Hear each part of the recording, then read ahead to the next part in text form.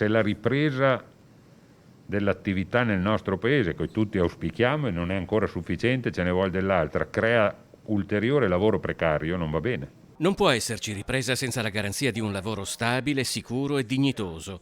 A Mestre, per l'assemblea organizzativa della CGIL del Veneto, il segretario generale nazionale Maurizio Landini sottolinea che l'85% dei nuovi rapporti di lavoro di quest'ultimo periodo sono precari, con una durata che non arriva a qualche mese. La nostra proposta è cancellare forme di lavoro assurde, il lavoro a chiamata, il lavoro intermittente, le false partite IVA, le inventazioni di collaborazione. Ci sono una serie di forme di lavoro che secondo noi vanno cancellate.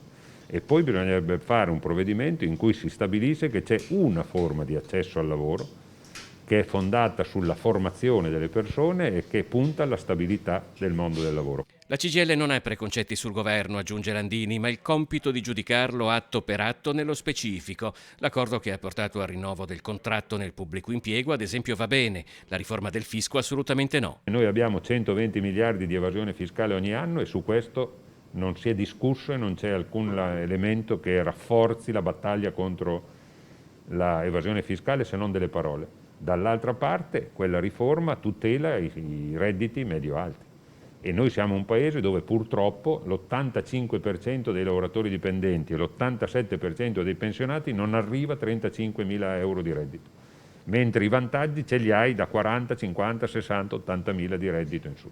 Landini segue con attenzione la vicenda della Speedline di Santa Maria di Sala, ma allarga il campo a quella che dovrebbe essere una politica di più ampio raggio. Le delocalizzazioni non si combattono caso per caso, serve una politica industriale di questo Paese che sia in grado di costruire anche quelle nuove filiere produttive, che significa fare qui anche le nuove produzioni che dovranno essere realizzate per i nuovi modelli di auto, di mobilità